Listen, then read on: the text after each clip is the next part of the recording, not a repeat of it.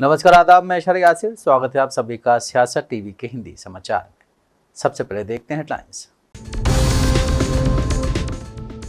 CM पर suspense के बीच Eknath Shinde out of reach, बिना नेटवर्क वाले गांव में क्या करने पहुंचे। महंगाई पर कांग्रेस ने बोला हमला का, लोगों की नहीं बढ़ रही सैलरी और पीएम मोदी हाइप बनाने में बिजी। आरके चौधरी का बड़ा बयान, कहा देश में लोग सुकून के साथ नहीं रह सके और हिंदू मुस्लिम हो यही सरकार की कोशिश। संभल जाने पर अड़े समाजवादी पार्टी के नेता इकरा हसन को पुलिस ने हापुड़ में रोका, अखिलेश यादव भड़के। पुतिन की चेतावनी से दहशत में 32 देश, इंग्लैंड तक होगा महाविनाशक संहार। अब समाचार विस्तार से। महाराष्ट्र विधानसभा चुनाव में भारी सफलता के बाद उम्मीद थी कि महायुति बिना किसी परेशानी के सरकार बनाएगी। हालांकि महाराष्ट्र में शुरू हुए सियासी ड्रामे की वजह से महागठबंधन के शपथ ग्रहण समारोह में देरी हो रही है। फिलहाल कहा जा रहा है कि महायुति शपथ ग्रहण समारोह 5 दिसंबर को होगा। ऐसे में इस बीच एकनाथ शिंदे की नाराजगी और चुप्पी को देखते हुए इस बात पर संशय पैदा हो गया है कि महायुति शपथ ग्रहण समारोह 5 दिसंबर को हो भी पाएगा या नहीं। सीएम साहब ऐसी जो भी राजकीय पेच प्रसंग आता है या तो उनको लगता है कि अपने को सोचने के लिए वक्त चाहिए तो वो उनका गांव को प्रायोरिटी देते हैं। दरेगांव जाते हैं, वहां ना उनका मोबाइल लगता है ना कुछ लगता है। एक आराम से एक बड़ा निर्णय लेने का रहा तो हमेशा वो दरेगांव गए हैं। शायद आज वो गए हैं, कल शाम तक कुछ तो निर्णय वो लेंगे जरूर। बड़ा निर्णय होने जा रहा है। बड़ा निर्णय तो लेंगे जरूर। ये पॉलिटिकल जो हलचल हो रही है, जो उथल पुथल हो रही है, क्या करना चाहिए नहीं करना चाहिए, उसके बारे में वो जरूर निर्णय लेंगे। कांग्रेस पार्टी के महासचिव जयराम रमेश ने जीडीपी के आंकड़ों का हवाला देकर सरकार का जमकर घेराव किया है। उन्होंने सरकार पर आरोप लगाते हुए कहा है कि भारत का विकास काफी धीमी गति से हो रहा है। देश के प्रधानमंत्री नरेंद्र मोदी का ध्यान विकास की मंदी पर ना होकर प्रचार और प्रसार में है। उन्होंने कहा कि सकल घरेलू उत्पाद के आंकड़े परेशान करने वाले हैं। जीडीपी बढ़ोतरी में तिमाही के आंकड़ों के मुताबिक प्राइवेट इन्वेस्टमेंट काफी धीमा है। पार्टी महासचिव जयराम रमेश ने भी कहा कि जीडीपी वृद्धि के तिमाही आंकड़ों से पता चलता है कि निजी निवेश सुस्त बना हुआ है। लोग ज्यादा समय के लिए निवेश करने से बच रहे हैं। इसके कारण मध्यम और दीर्घकालिक आर्थिक क्षमता में तेजी से गिरावट देखी जा रही है। जयराम रमेश ने कहा कि लोगों की सैलरी में बढ़ोतरी नहीं होना इसका अहम कारण है। जयराम रमेश ने सोशल मीडिया एक्स पर एक पोस्ट शेयर किया है। उन्होंने पोस्ट में जुलाई से सितंबर 2024 के आंकड़ों का जिक्र करते हुए लिखा है कि ये जीडीपी विकास के आंकड़े अनुमान से कहीं अधिक खराब है। भारत में 5.4% की मामूली वृद्धि दर्ज की गई है और खपत में भी महज 6% की वृद्धि दर्ज की गई है। प्रधानमंत्री नरेंद्र मोदी और उनकी पार्टी के नेता जीडीपी मंदी के इन आंकड़ों पर जानबूझकर ध्यान नहीं दे रहे हैं। Level dynamics of Indian status नामक एक रिपोर्ट में ये साफ किया गया है कि भारत में काम करने वालों की सैलरी स्थिर बनी हुई है। उन्होंने कहा कि रिपोर्ट में आवधिक श्रम बल सर्वेक्षण डेटा का इस्तेमाल किया गया है कि राष्ट्रीय स्तर पर समग्र वास्तविक वेतन में पिछले 5 सालों में 0.1% ही रुकी है। भारत के लोग होप में जी रहे हैं जबकि प्रधानमंत्री सिर्फ हाइप बनाने में लगे हुए हैं। विधानसभा चुनाव में वोटों की संख्या और मतदान प्रतिशत को लेकर कांग्रेस की तरफ से उठाए गए सवाल का जवाब चुनाव आयोग ने दिया है।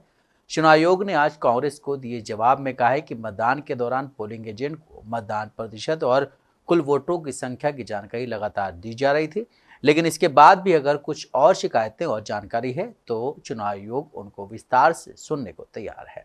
चुनाव आयोग का अवमान वो एक वैधानिक संस्था है और प्रधानमंत्री जी का भी, और इसीलिए भाई जगताप के विरुद्ध में मैंने चुनाव आयोग और मुंबई पुलिस कमिश्नर दोनों के यहाँ शिकायत की है। भाई जगताप के ऊपर कार्रवाई होनी चाहिए। अब कांग्रेस के उद्धव ठाकरे सब नेता है चुनाव आयोग को गालियां दे रहे ईवीएम, क्योंकि अभी 4 महीने में महाराष्ट्र में मुंबई म्युनिसिपल कॉर्पोरेशन और स्थानीय स्वराज्य संस्था के चुनाव होने हैं। पराभव दिख रहा है, इसके लिए अभी से नौटंकी शुरू हो गई है। ये आंकड़े लगाने के धंधे तो ये मटकाबाज करते थे। एक आंकड़ा देना, शरद पवार ने 2 विधानसभा में आंकड़े दिए, चुनाव आयोग ने उनको जवाब देकर उनकी बोलती बंद कर दी। जो भी कुछ अगर गलत हुआ है तो प्रूफ दो, वरना बहानेबाजी बंद करो। मालेगांव में 1000 करोड़ से ज्यादा पैसा वोट जिहाद के लिए आया, यह अब तक जांच एजेंसी के सामने आया है। अभी तक पुलिस, इनकम टैक्स विभाग और ईडी तीनों ने कार्रवाई का प्रारंभ कर दिया है। मुझे विश्वास है कि आने वाले कुछ दिनों में सीबीआई और एनआईए भी इस जांच में जुड़ जाएंगी। ये बहुत बड़ा भारत ऑल इंडिया स्तर का घोटाला है और इसलिए मैंने सभी एजेंसीज को प्रार्थना की है कि इस इन्वेस्टिगेशन के लिए विशेष प्रयत्न। शिवसेना यूबीटी के नेता संजय राउत ने कहा है कि पूरा बहुमत होने के बावजूद महाराष्ट्र को मुख्यमंत्री क्यों नहीं मिल पा रहा है। लगभग 140 विधायक हैं बीजेपी के और 200 से ऊपर का बहुमत है, लेकिन महाराष्ट्र को अब तक मुख्यमंत्री नहीं मिल पाया है। ये आश्चर्य की बात है, भारतीय जनता पार्टी की ऐसी क्या मजबूरी है? इतनी बड़ी पार्टी, नरेंद्र मोदी जी, अमित शाह जैसे बलशाली नेता, जो अगर उनका कोई आदेश आता है तो सब मानते हैं, मानना पड़ता है, लोग उनसे डरते भी हैं। फिर भी 8 दिन का समय बीत चुका है, अभी तक पूरा बहुमत होने के बावजूद महाराष्ट्र को मुख्यमंत्री क्यों नहीं मिल पा रहा है। 132 लगभग 140 विधायक है बीजेपी के पास, यानी लगभग बहुमत है। उनके साथी है उनके पास, किसी के पास 60 है, किसी के पास 40 है, 200 से ऊपर का बहुमत है, लेकिन महाराष्ट्र को अब तक मुख्यमंत्री नहीं है। यहाँ जो केयर टेकर मुख्यमंत्री है वो गांव में जाकर बैठे हैं। कब शपथ लेंगे, कौन मुख्यमंत्री होगा, इस बारे में किसी के पास जानकारी नहीं है। क्यों हो रहा है ये? बात ऐसी है कि जो निर्णय यहाँ आया है वो बहुत ही अनैसर्गिक निर्णय है। राज्य की जनता के मन के खिलाफ आया हुआ ये निर्णय है और इस बारे में महाराष्ट्र में जगह जगह पे आंदोलन चल रहा है। बाबा आढाव जैसा नेता, जिनकी उम्र 95 ईयर 95 साल के है, वो आत्मक्लेश आंदोलन कर रहे हैं। हम सब उनके साथ हैं, लोग उनसे जुड़ रहे हैं, लेकिन महाराष्ट्र का मुख्यमंत्री कौन बनेगा, ये अब तक का सवाल कायम। झारखंड में हेमंत सोरेन ने सीएम पद की शपथ ले ली है, लेकिन अब तक मंत्रिमंडल का गठन नहीं हुआ है। इसको लेकर विपक्षी बीजेपी ने दावा किया है कि हेमंत सोरेन आरजेडी को एक भी पद नहीं देंगे और कांग्रेस को सिर्फ 3 मंत्रालय ही मिलेंगे। बीजेपी नेता ने कहा है कि हम लोगों ने तो नई सरकार को शुभकामनाएं दी थी, हमारी इच्छा भी है कि वो सफलता से कार्यकाल पूरा करे, लेकिन जिस तरह से राजनीतिक रूप से मारकाट मची हुई है, कांग्रेस ने डिप्टी सीएम का पद मांगा था और उसको जेएमएम ने मना कर दिया। जनता के हित पर ध्यान नहीं, किसको कितने पद मिलेंगे ये फोकस है। जेएमएम के हिसाब से कांग्रेस को 3 मंत्री पद मिलेंगे, आरजेडी को एक भी पद नहीं मिलेगा। देखिए, हम लोगों ने तो सरकार को शुभकामनाएं दी थी और सफल कार्यकाल के लिए हमारी इच्छा भी है कि वो सफलता से अपना कार्यकाल पूरा करे, लेकिन जिस तरीके से यहाँ आप देखिए राजनीतिक रूप से मारकाट मचा हुआ है। कैबिनेट के बर्थ के लिए उप मुख्यमंत्री का डिमांड किया कांग्रेस ने और उसको झारखंड मुक्ति मोर्चा ने मना कर दिया। तो यहाँ पे जो जनता के हित में बात होनी चाहिए वो फोकस हटा हुआ है। यहाँ किसको कितना बर्थ मिलेगा, झारखंड मुक्ति मोर्चा के फॉर्मूला जो तय कर रही है उसके हिसाब से तो कांग्रेस 3 बर्थ पे रह जाएगी, राजद को एक भी बर्थ नहीं मिलेगा। तो क्या सारे 10 मंत्री जो हैं वो झारखंड मुक्ति मोर्चा के होंगे? तो ये अभी सरकार की शुरुआत ही हुई है और ये आपसी खींचातानी दिखने लगी। तो ये हमेशा होता है, इंडी गठबंधन का जहां सरकार बनती है इनको नीति सिद्धांत से कम मतलब होता है। ये इनके प्रक्रिया सत्ता में आ जाते हैं और उसके बाद इनका असली चेहरा दिखना शुरू हो जाता है। देखिए, ममता बनर्जी जी आई, शपथ में शरीक हुई और जाते जाते झारखंड को रिटर्न गिफ्ट दे दिया। उन्होंने जो आलू लदे ट्रक थे जो वेस्ट बंगाल से झारखंड इंटर कर रहे थे, सब पर रोक लगा दी और उससे झारखंड की कीमतों में, आलू की कीमतों में जबरदस्त उछाल आया है। जनता त्राहिमाम कर रही है महंगाई से। तो मुख्यमंत्री जी ने अभी तक इस पर कोई पहल नहीं की है। सिर्फ 2-3 दिनों के अंदर में आलू की कीमतों में 5 से 6 रुपए प्रति किलो का उछाल आया है। तो मुख्यमंत्री जी के शपथ में आने के तुरंत बाद ममता बनर्जी जी का ये रिटर्न गिफ्ट समझ से परे है। हमें लगता है कि मुख्यमंत्री जी को सीएम टू सीएम इस मुद्दे को उठाना चाहिए, क्योंकि ये आम लोगों से जुड़ा मुद्दा है और इससे जनता परेशान हो रही है। झारखंड सरकार के मंत्रिमंडल विस्तार पर जेएमएम नेता मनोज पांडे ने कहा है कि 5 पर 1 फॉर्मूले पर चर्चा हुई है, यानी 5 विधायकों पर 1 मंत्री। ऐसे में हमारे मंत्रियों की संख्या बढ़ जाएगी। हमारे पास 34 विधायक हैं, कुल मिलाकर 56 विधायक हैं। अगर हम 11 मंत्रियों का गुणा करें तो ये संख्या 55 विधायकों की होगी, लेकिन ये उच्च स्तरीय अधिकारियों का निर्णय है। देखिए, ऐसे तो बातचीत में जो सामने आ रही है बातें, जो आपने बोला वही आंकड़े हैं, परंतु कुछ फेरबदल भी हो सकता है। जो बातें चल रही हैं 5-1 का फॉर्मूला कि 5 विधायक पर 1 मंत्री, और मुझे लगता है वो व्यवहारिक भी है। तो वैसी स्थिति में हमारे मंत्रियों की संख्या बढ़ जाएगी, 1 मंत्रिमंडल बढ़ेगा। क्योंकि हमारे पास 34 विधायक हैं, टोटल 56 एमएलएज हैं, तो 11 मंत्रियों की संख्या को अगर आप मल्टीप्लाई करते हैं तो 55 की संख्या आती है। तो सबसे बेहतर मापदंड या एक यही होगा कि इस आधार पर हो, लेकिन ये ऊपर लेवल की बात है। देखिए रिजवान जी, ऐसा है, मैंने बताया कि ये फैसला हमारे नेतागण करेंगे। मैं अपना व्यक्तिगत या जो हम कार्यकर्ताओं के बीच बातें होती हैं वो बातें मैं बता रहा हूं।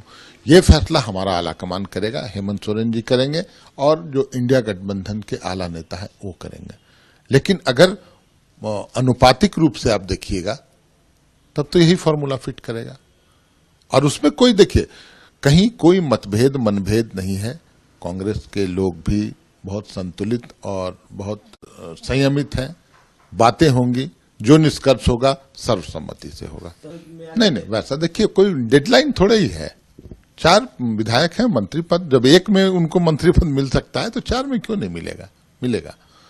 लेकिन कांग्रेस एक बड़ी पार्टी है, उनके साथ बातचीत हो सकती है और कुछ फेरबदल हो सकता है। तो ये हमारे नेतागण बात कर रहे हैं और बहुत अंतिम निष्कर्ष पर बहुत जल्द पहुंच जाएंगे।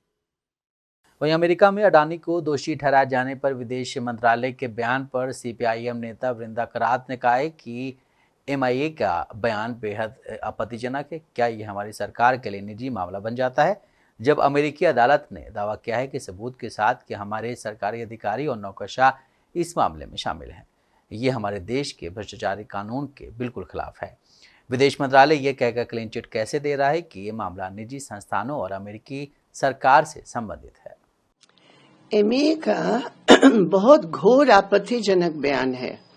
इस बयान में एमए ने कहा कि एक व्यक्ति और यूएस गवर्नमेंट के बीच में ये मामला है। ये बहुत आपत्तिजनक है हमारे लिए, हमारे सरकार के लिए। क्या ये पर्सनल मैटर बन जाता है जब एविडेंस के साथ यूएस कोर्ट ने बताया है कि हमारे यहाँ की सरकारी कर्मचारियों, ब्यूरोक्रेट्स इसमें इन्वॉल्व है। तो ये तो करप्शन एक्ट हमारे देश का जो कानून है उसके बिल्कुल खिलाफ है। तो एमईए क्लीन चिट कैसे दे रहा है कि ये प्राइवेट एंटिटी और यूएस गवर्नमेंट का है, जबकि हमारे देश के ऑफिशियल्स इसमें ब्राइब टेकिंग के आरोप में उसकी जांच होना चाहिए। इसलिए बहुत ही आपत्तिजनक है और एक प्रकार एमईए सरकार की इस नीति को दोहराने की प्रयास कर रहे हैं कि ये क्या है, इसमें तो पर्सनल मामला है। अरे आपकी सरकारें इन्वॉल्व हैं, आपके ऑफिशियल्स इन्वॉल्व हैं। किसने घूस लिया, किसने ब्राइब्स ली, कैसे आपका सेंट्रल सोलर कॉर्पोरेशन ने ऐसे परचेस एग्रीमेंट्स को बनाया, ये तो सरकार को जांच करनी चाहिए। सरकार पर इस पर बहस करवाना चाहिए पार्लियामेंट में। तो ये पूरे तौर पर एक कवर अप है और एमईए का ये बयान उस कवर अप को दोबारा दर्शाता है। उत्तर प्रदेश के सहारनपुर से कांग्रेस सांसद इमरान मसूद का एक वीडियो सामने आया है जिसमें वो संबल हिंसा मामले में बेहद ही गुस्से में नजर आ रहे हैं। उन्होंने कहा है कि आज देश में मुसलमानों का ऐसा हाल कर दिया गया है कि घर से बाहर निकलेंगे तो पुलिस गोली मारेगी, बहराइच में घर के अंदर रहे तो घर से बाहर निकाल कर मारा क्या, आखिर मुसलमान करे तो करे क्या। कांग्रेस सांसद ने कहा कि संभल की शाही जामा मस्जिद में एक बार सर्वे हुआ है, सब कुछ शांतिपूर्ण रहा, लेकिन सुनियोजित तरीके से आदमी भेजे जाते हैं, नारे लगवाए जाते हैं, जब आमने सामने आते हैं तो पुलिस द्वारा गोली चलाई जाती है। मैं बस इतना कहना चाहता हूं कि इस देश को मत जलाओ, नफरत से कुछ नहीं निकलने वाला है, नफरत की आग में हम सब झुलस जाएंगे। संभल में जिस तरह की घटना हुई है, इससे एक चीज़ तो साफ है कि हमारी जान की कोई कीमत नहीं है। गोलियां चलाई जा रही थी, शरीर से गोली आर पार हो रही थी। पत्थरबाजों को काबू करने के लिए उनके पैर में गोली मारी जा सकती थी, पुलिस लाठीचार्ज कर सकती थी, लेकिन पुलिस ने गोली चलाई। पुलिस द्वारा जितने भी पोस्टर जारी किए गए हैं उनमें पत्थरबाज पत्थर लिए दिखाई दे रहे हैं। किसी के हाथ में मुझे तमंचा नहीं दिखाई दिया। तमंचे में इतनी शक्ति नहीं होती है कि उसकी गोली आर पार हो जाए। मैंने भी शूटिंग की है और मुझे इसकी जानकारी है। संभल हिंसा में जिनके घर तबाह किए गए हैं उनके लिए बात नहीं हो रही है, बस पत्थरबाजों पर चर्चा हो रही है। अगर पत्थरबाज हैं तो हिरासत में लो, सख्ती करनी चाहिए। ये नहीं होना चाहिए कि सीधे जान से मार देंगे। अगर अपराधियों के पैर में गोली मार रहे थे तो पत्थरबाजों के पैर में भी गोली मार देते। समाजवादी पार्टी के नेता आर.के. चौधरी ने कहा है कि बीजेपी सरकार इस देश में हिंदू मुसलमान का मुद्दा खड़ा करने पर अडिग है। संभल में घटी घटना एक बहुत ही बड़ी घटना है। उन्होंने कहा है कि हमने इस सवाल को सदन में उठाने का पूरा प्रयास किया और इसे बार बार उठाया, लेकिन हमारी बात नहीं सुनी गई। हाउस स्थगित हो गया। हमने स्पीकर के चैम्बर में जाकर उनसे मुलाकात की और बातचीत की, लेकिन इसके बावजूद हमें सवाल उठाने का मौका नहीं दिया गया। ये हमारी सदन की मौजूदा स्थिति को दर्शाता है। देखिए, पहली बात तो ये है कि बीजेपी सरकार अडिग है कि इस देश में हिंदू मुसलमान कराएंगे, और वो जो घटना घटी है संभल की बड़ी घटना है। हम लोगों ने इस सवाल को सदन में उठाने का भरपूर प्रयास किया और रेगुलर उठाया, लेकिन सुनी नहीं गई और स्थगित तो हो गया हाउस, लेकिन लगातार प्रयास करने के बाद भी स्पीकर ने सुना नहीं। जबकि हम लोग स्पीकर के कमरे में गए थे, बात भी हुई है, तो उन्होंने भरोसा भी दिया था कि कल आप लोग रहिएगा, उठाइएगा। फिर नहीं उठाने दिया, अर्जुन कर दिया। अब अगर सदन की हालत है तो निश्चित तौर पे आज अगर डेलीगेशन जा रहा था तो जाने देना चाहिए था, कोई तूफान नहीं खड़ा हो रहा था और पुलिस लगा देते, हम लोग साल बात कर लेते हैं। लेकिन अगर प्रतिनिधिमंडल जा रहा था वहां समाजवादी पार्टी की ओर से, उसको रोकना ये बड़ी बात है।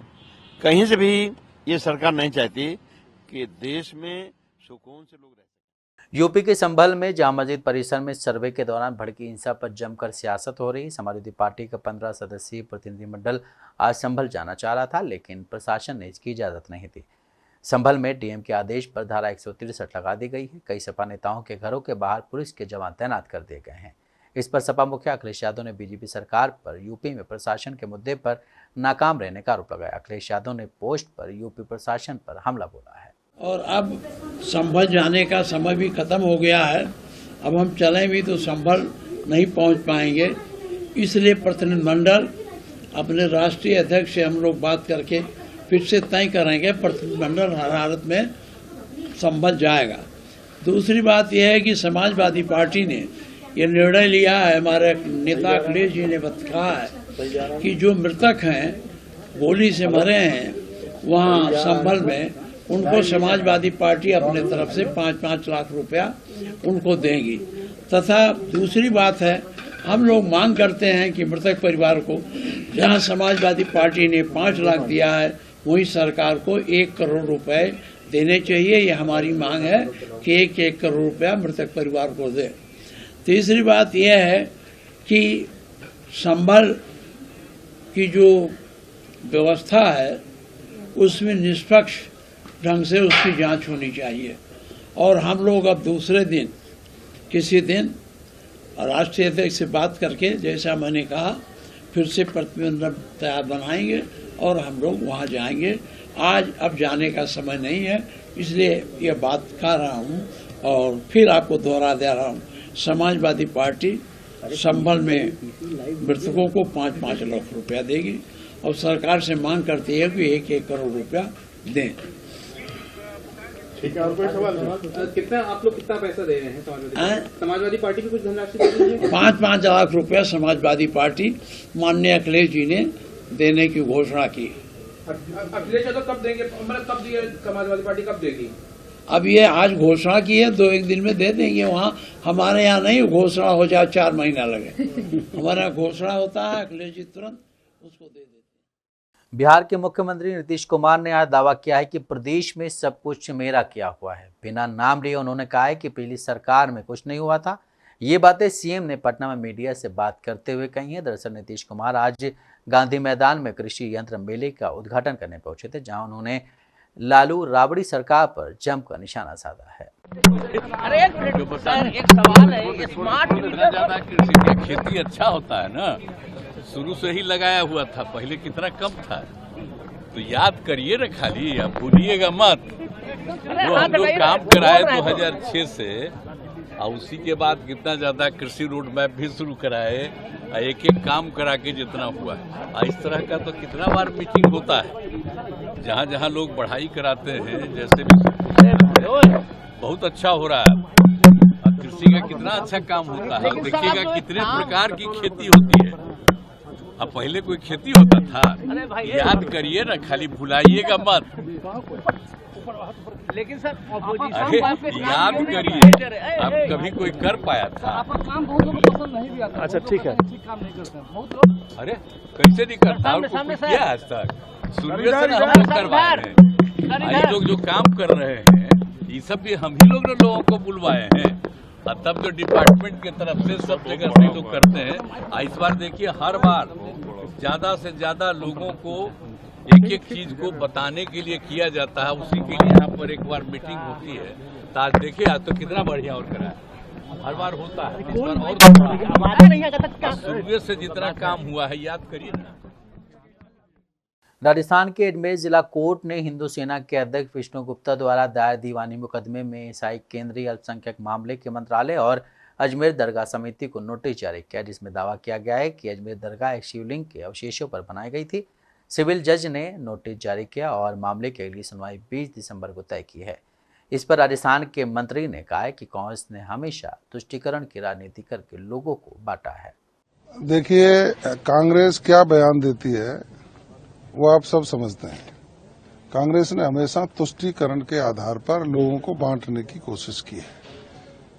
हमारा ध्येय और उद्देश्य है विरासत का संरक्षण हो, प्रदेश प्रगति के पथ पर चले, और जिन लोगों की आस्थाएं हैं वो किसी कारणवश उनको नष्ट किया गया या बाद में उनके हमले करके उन पर कब्जा किए गए, ये विषय है कोर्ट का। अब कोर्ट में जब याचिका गई है तो माननीय न्यायालय जो भी निर्णय करेंगे सरकार उसकी पालना करेगी। दूसरा आपके क्षेत्र से रूस यूक्रेन की जंग पूरी दुनिया के लिए एक संकट बनती जा रही है। यूक्रेन को परमाणु संपन्न बनाने का फैसला होने के बाद रूस के प्रेसिडेंट पुतिन ने अपनी रणनीति का खुलासा कर दिया है। इस रणनीति के तहत रूस के टारगेट पर वो देश आ गए हैं जो यूक्रेन की मदद कर रहे हैं, और रणनीति में टारगेट ऐसे हथियारों से लॉक किए गए हैं जो नॉन न्यूक्लियर हैं, लेकिन इनका असर किसी न्यूक्लियर तबाही से कम नहीं होगा।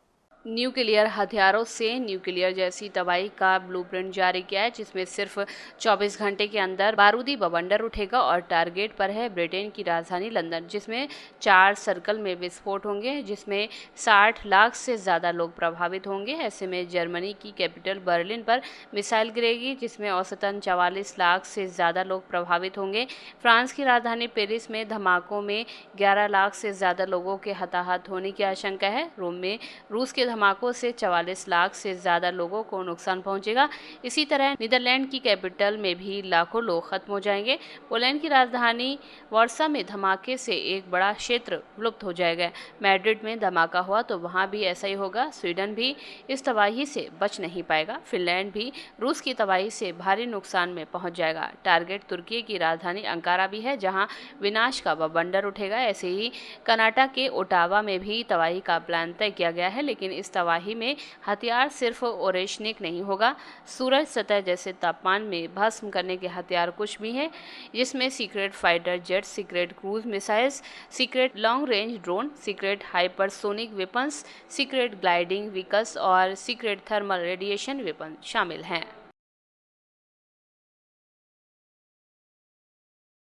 हिंदी समाचार यहीं समाप्त होता है। मुझे दें इजाजत, बाकी खबरों के लिए आप बने रहें सियासत टीवी के साथ।